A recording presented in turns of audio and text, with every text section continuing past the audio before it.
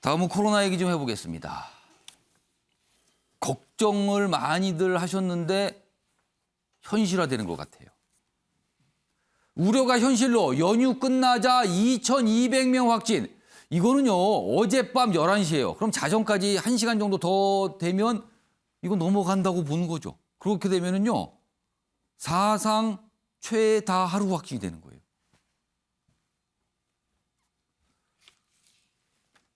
어떻게 되는 거죠, 그러면? 다음 보겠습니다.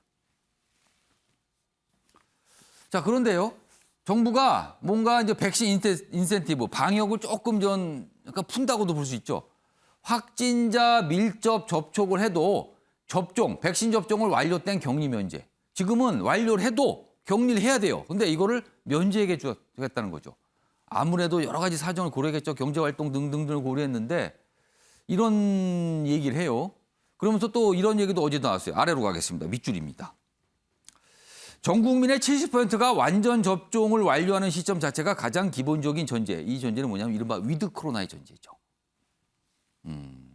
향후 방역 사항을 종합적으로 고려해 판단하게 될 것이다. 이런 설명도 좀 나왔습니다.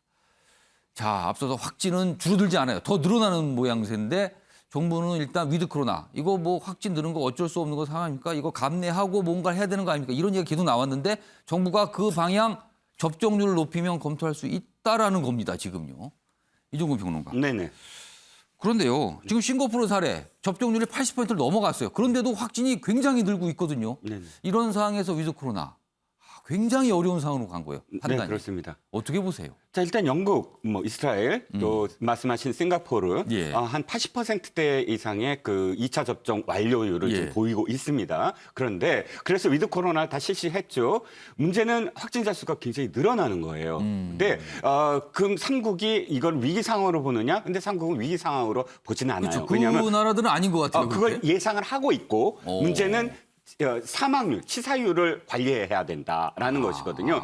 그러니까 이게 델타 감염 이후부터 벌어지는 상황인데 예. 델타 감염의 우세종이 되면서 사실상 그 이전에 알파나 베타 감염보다 예. 훨씬 치사율이 줄어들고 있다는 지금 결론이거든요. 그래서 우리나라 정부는 지금 2,000명까지 나오는 것을 관리 가능하다라고 보고 11월 달부터는 이제 TF팀에서 위드 코로나로 전환하겠다. 즉 매일매일 발표되는 확진자 수 발표하지 않고요. 예.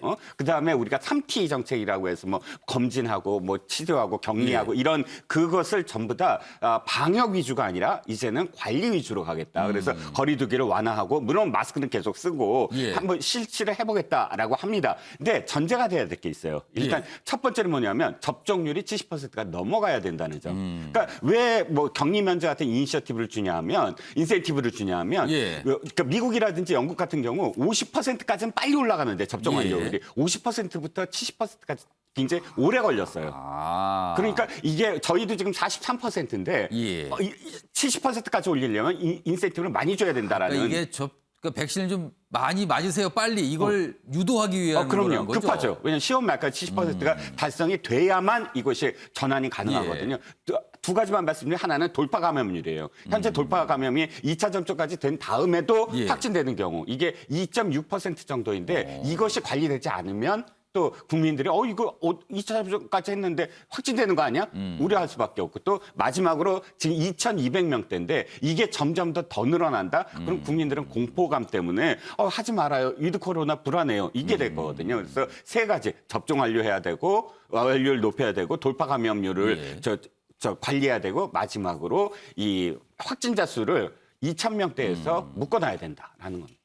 배종호 교수님. 네. 지금 그렇다면 정부가 뭔가 이제 생각을 바꾼다는 거잖아요. 그렇게라도 예고를 하고 있는 건데, 그러니까 2,000명대 나와도 놀라지 마세요. 이렇게 얘기하는 것 같아요. 지금은요. 근데 문제는 치료제가 나오면 좀 그래도 걱정을 좀 덜 수 있는 거 아닙니까? 그렇습니다. 이제 위드 코로나라는 단어를 방역 당국에서는 쓰지 않기로 했어요. 왜냐하면 우리는 그 표현을 방역 당국 좋아하지 않아요. 위드 코로나 이제 장기적으로는 코로나와 함께 살아갈 수밖에 없는데 지금 상황에서 위드 코로나라는 용어를 쓸 경우에는 이 방역에 대한 경각심이 좀 해이될 수 있다. 따라서 그런 표현보다는 단계적인 일상 회복이다. 지금 말씀하신 영국이라든지 이스라엘이라든지 이런 데는 전면적인 해제를 했단 말이에요. 예. 그런 나라들하고는 우리는 다르게 가겠다라는 것인데 앞으로 이제 단계적 일상 회복이든 위드 코로나든 이렇게 가기 위해서는 신규 확진자 수가 어느 정도 관리가 돼야 되고 통제 아래 있어야 되고 두 번째는 위중증 환자 예. 그리고 사망자 수가 관리가 돼야 된단 말이에요. 따라서 전체적으로 지금 관리가 돼야 되는데 두 가지 문제가 상당히 위기 상황에 펼쳐지고 있어요. 첫 번째로는 지금 이제 델타 변이 바이러스 때문에 이 감염 돌파가 굉장히 높아지고 있어요. 지금 구체적으로 보면 이제 80대에서는 67%, 그리고 70대에서는 58%. 따라서 지금 550만 명 정도가 미접종자가 있는데 이분들도 빨리 접종을 해야만이 전체적으로 위드 코로나 시대를 열 수 있다라는 얘기를 좀 드리고 싶습니다. 알겠습니다.